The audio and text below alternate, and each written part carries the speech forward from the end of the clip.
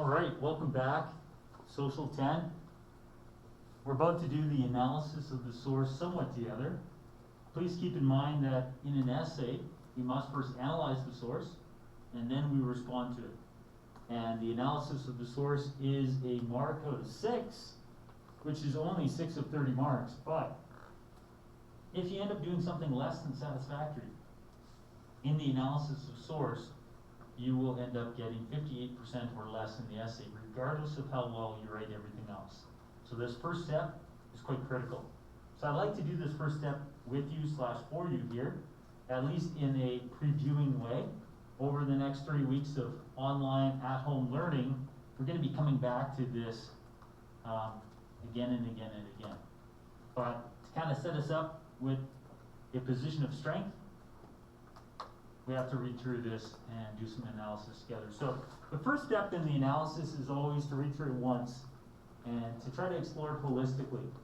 So globalization, built on the natural cornerstone that the strong do what they want and the weak suffer what they must, provides a mirror into the exploited nature of mankind. In the spirit of competition, man changed the old and new worlds, sometimes inadvertently, sometimes intentionally, often brutally. Only in the spirit of cooperation can man preserve the fragile remains. So we read through it once to kind of see holistically, big picture, what is it about? So if I'm writing a paragraph, an introduction that is my analysis of source, then I may begin by looking at it broadly as possible. So at its broadest, this source provides us insight into the nature of mankind. Right? The source is providing us into the nature of mankind, and the source is using globalization to explore that nature. So that's how my essay might begin. Something that establishes, what is holistically, big picture, what is the theme of this source? So thematically, this source is looking at the nature of mankind, and it's suggesting that we can see into the nature by looking through globalization. I'm going to wait till the end for your questions.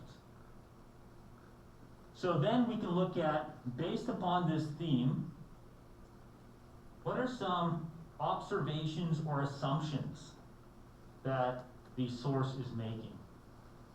So one of the observations about the nature of mankind is that man is exploitive. So another part of my of my analysis is establishing what assumptions is the ideological perspective here showing. One of the assumptions is that mankind is exploited.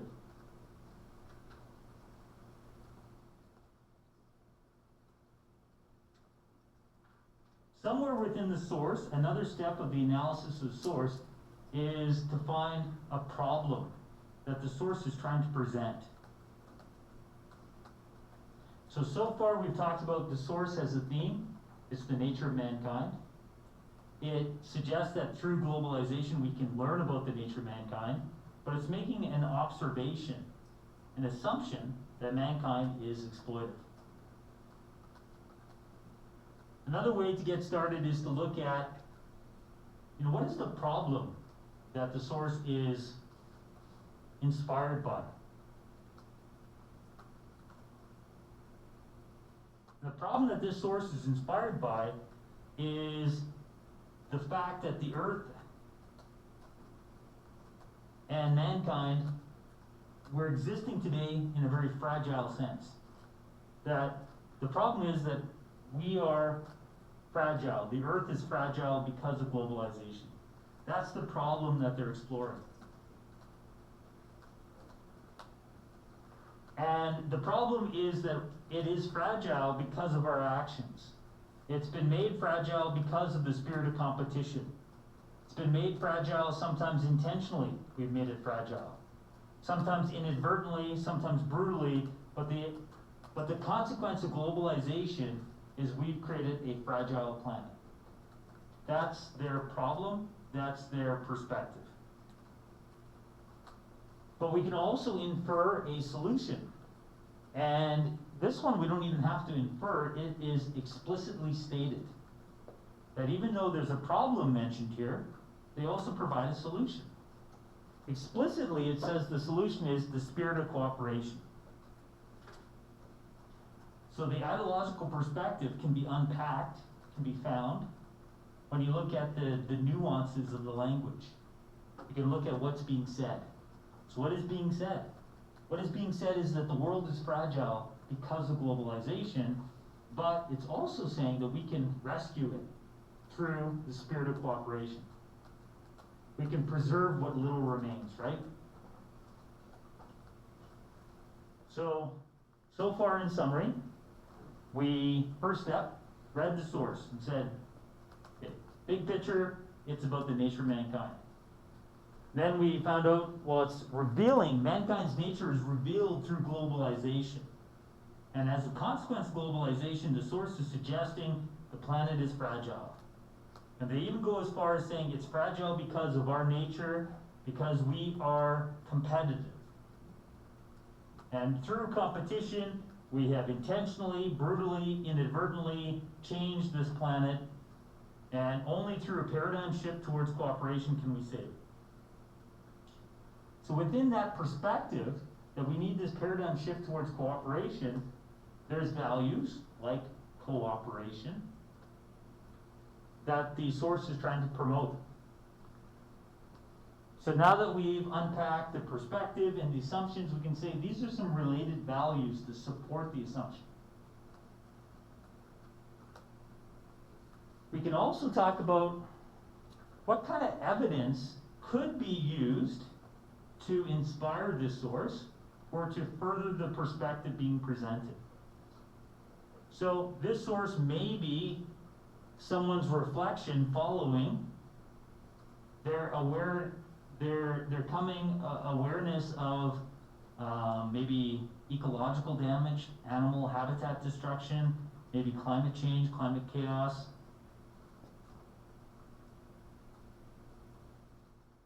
So this source is a response to a conversation about the sustainability of our current economic and environmental activities. And it's suggesting that unless we have a paradigm shift towards cooperation, it won't be sustainable. So another step of this analysis is to find out what inspired the source. And I'm suggesting to you that they're inspired by this epiphany, this awakening, that we need a paradigm shift away from competition towards cooperation, and that epiphany may be the result of some kind of scientific findings, like climate change, like ecological damage and animal habitat destruction, the death of birth, the lack of sustainability of this paradigm. So once we come up with the, what inspired this, then we can explore is this significant? So here's the problem, here's their solution, this is what inspired it. Is it a significant thing? Do we have to solve this problem? So this is where we end up saying, taken to an extreme, if left unaddressed, how bad will the situation get? Taken to an extreme, if left unaddressed, what's going to happen to the fragile remains? If we don't turn towards cooperation, if we continue to engage in globalization under the spirit of competition, if we continue to change the world intentionally, brutally, and inadvertently, what will our future look like? So within the significance part of your analysis of source, you can worst case scenario it. Worst case scenario, if left unaddressed, the problems explored within the source could lead to the death of birth. The earth may be no longer habitable, not only for mankind, but for all living species. It could be the death of birth. But then, after you explore that, logically you're going to say, yeah, but not everybody agrees with this. This is what I would call the division of society. You know what? Not everybody agrees that we need cooperation. Not everybody agrees that we would have the death of birth. So then you explore the division of society. You explore what we call the opponents to the source. Who would disagree with the source? So when they would disagree with the source, they might read it and say, oh man, this source is biased. What kind of bias would they say the source has? What kind of assumptions would they say that the source is making that are wrong? What kind of observations is the source making that are wrong? And when we talk about the opponents of a source, it's good to be as specific as possible. So we're not just saying opponents of the source would disagree with the inferred suggestion that, due to the economic activities of mankind as an externality, we're going to see the death of birth. It'd be nice to have a name. Tell me people. Tell me an ideological grouping. So, for example, capitalists, right? Capitalists might look at this source and say, I don't think cooperation is the answer. Capitalists and individualists believe in competition. Capitalism is a system based on competition. Competition unleashes the wealth of a nation. And even if there's an ecological externality to capitalism, they would say that within capitalism, there's a solution to the problems created by capitalism. That if we unleash cooperation, that'll just lead to the road to serfdom. We'll become slaves or bonded to the government because we'll lose our freedom. We give up that competition, we'll give up economic liberty, we'll end up sacrificing all liberty. So now we're at that point where we talk about the division of society. Not everyone agrees with the significance that somebody says here. Or not everybody agrees with the assumptions and the observations seen here. And then naturally, once you've introduced the division of society, that's when you would weigh in and say, this is what I think. And that's the end of the paragraph. It logically flows. So I'll give you a chance to get caught up with all those notes that you're typing, and then I'm going to go over the whole paragraph one more time. And then you can look at the notes that you're typing and say, did I get these things?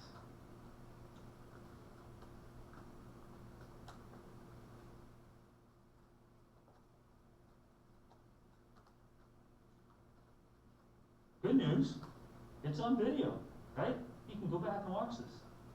Everybody should get 100% for analysis. So, let's begin at the beginning, right? First thing you do, you read the source once. Word for word, line for line, you read it as one big picture. And you do it like that so that you can say, thematically, big picture, what is this thing about? And this source is about two things, the nature of mankind and globalization.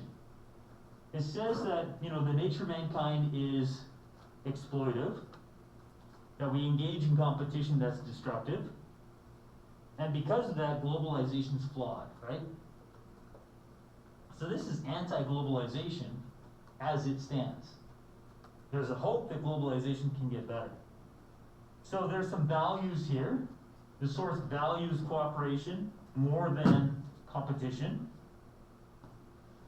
And we can infer that the source is inspired by observations about the destructive nature of individualism, of capitalism, of competition.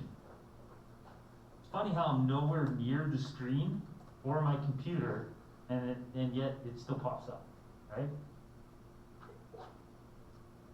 I've been in this classroom 4 years, and yet they haven't fixed my whiteboard yet.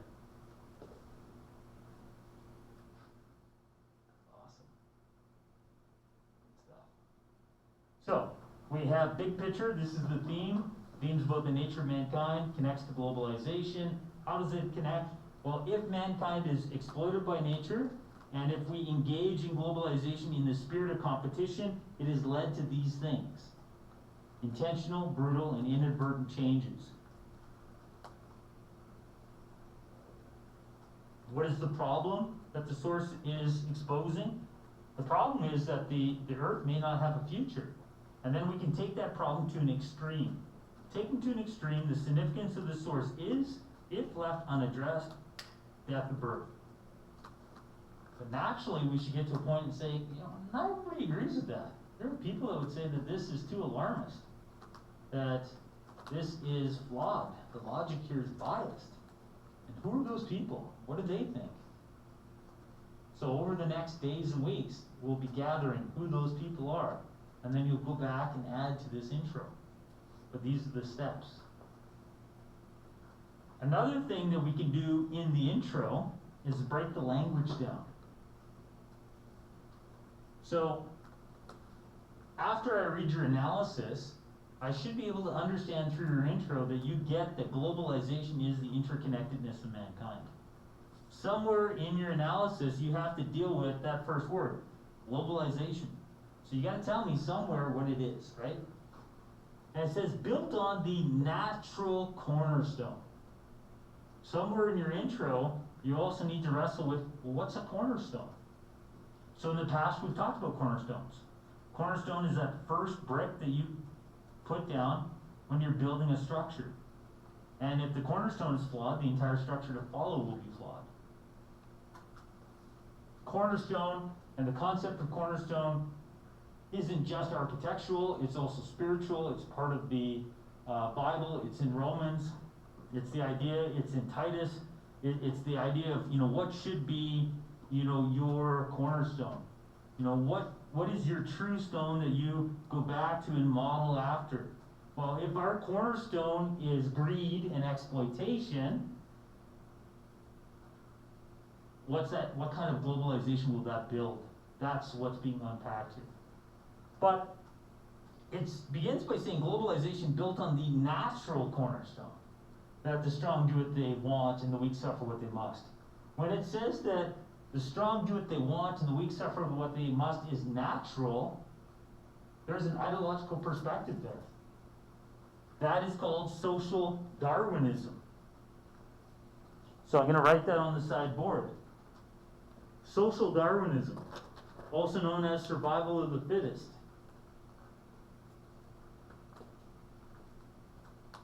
So the idea that there's a natural cornerstone where the strong feed on the weak is social, small s, Darwinism, big D. And that's an ideology that the strong should feed on the weak. It's also known as natural selection.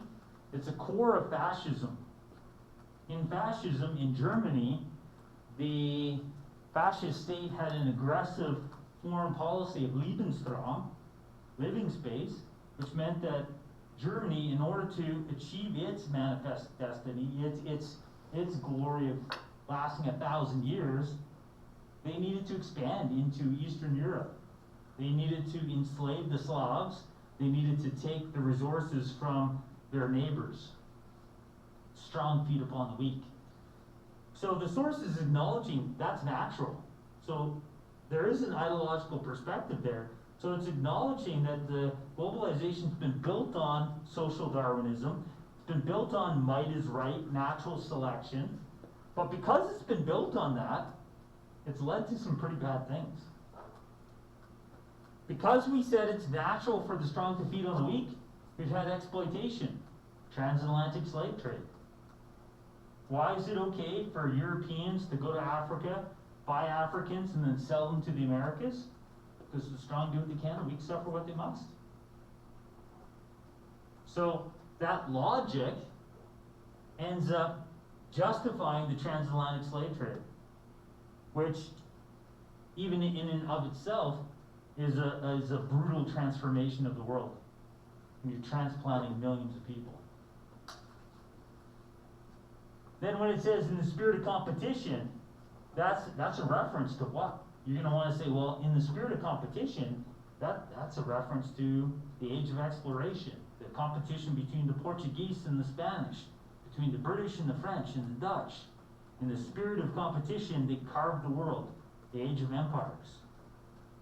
Spirit of competition is also an inference to the age of capitalism. Competition is one of those key tenets of capitalism. So another way to break the source down, break the language down. Old and New Worlds, that's obviously a reference to the age of Columbus, the Old World being Europe and the New World being America. And we have to talk about the Columbian Exchange. How did the spirit of competition, the age of exploration and imperialism, change the world? Well, you introduce horses from Europe to the Americas. You introduce tobacco from the Americas to Europe. So tobacco is not native to Europe, but it'll be introduced to Europe, and millions of Europeans will die of tobacco, product-related cancers, right? Other diseases like syphilis. Syphilis didn't exist before. In Europe, Europeans brought syphilis back with them. And we no doubt know that smallpox did not exist in North America. Europeans introduced smallpox here. So when there was an exchange, a Columbian Exchange, some things might have been done intentionally, some things might have been done inadvertently. We didn't want to spread syphilis. It wasn't like a, hey, Project Syphilis. No, syphilis was spread inadvertently due to the intermixing of formerly isolated pockets of people due to globalization. And then you can, only in the spirit of cooperation can man preserve the fragile remains. What's the spirit of cooperation going to look like? Are they talking about the UN? Are they talking about the EU working together? Are they talking about one world government? Are they talking about non-governmental organizations? How are we going to cooperate? You can unpack that. And how do we measure the fragile remains? Would we measure that by looking at the declining population of different animals? The rise of this new age of extinction? How do we quantify that we have fragile remains? Because it claims that there's fragile remains. We're going to need to quantify that before we respond to it. Right? We need to say, okay, when they say fragile remains, this is what they're claiming. So the first step is an analysis of source, and I think you're getting it that this could be 2 pages. To analyze the source, it could be 2 pages. Sometimes it's half a page, but you're going to miss some of those steps. So if you fall a little short of 2 pages, you might still be there. But if you get half a page, you probably miss some of those steps. So, do you have any questions about analyzing the source? Yes, sir. Well, it does make sense up until the last sentence. It says only in the cooperation of man only in the cooperation can man preserve the fragile remains. So what do you mean by make sense? Well, it sort of gives more description. Mm-hmm. In the natural cornerstone, strongly dependent, etc. Mm-hmm. My understanding of the nature of mankind, the nature, and then it goes into competition, how brutal it is. Yeah. So, but when you say it makes sense, does that mean like you don't agree with the last sentence? Because you're not meant to agree with it, you're meant to respond to it. No, what I'm saying is, Or you don't understand what it's saying. I see where the competition comes from, but I don't see where the cooperation comes from. So the cooperation is obviously the opposite of competition. Right. So they're saying in the past, because we did competition, we did these things. And in the future, we have to get rid of competition. So we can stop doing those bad things. And what's the opposite of competition? We need to cooperate.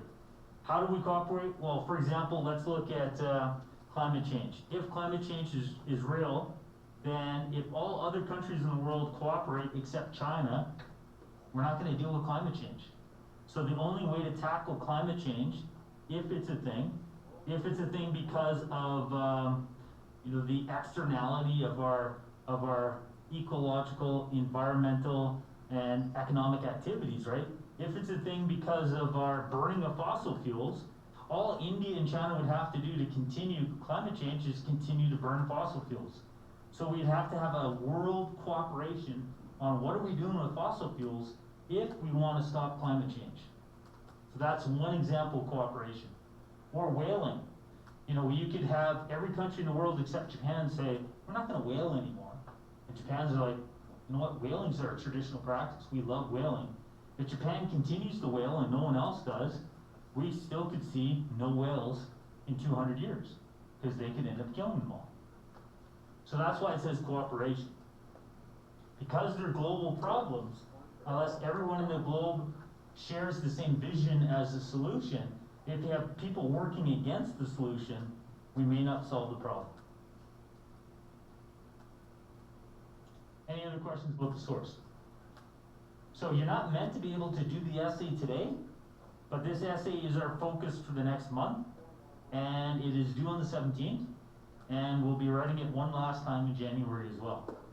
So each day, when we learn something new, like we will after the break, I want you to say to yourself, oh, how does this connect to the essay? This gives us the foundation of the course. Everything should be like, how does this show me what the source is suggesting, or how does this prove the source to be correct, or how does this prove the source to be incorrect? Because we're not going to just give you evidence that says this is correct, and we're not going to give you evidence that just says it's incorrect. We're going to muddy the waters and give you evidence on both sides and let you figure out what you want to defend. So, let's go to a mass break. If you want to go outside, go outside. If you want to go to the atrium, go to the atrium. Let's meet back here at our regular time of 1:30.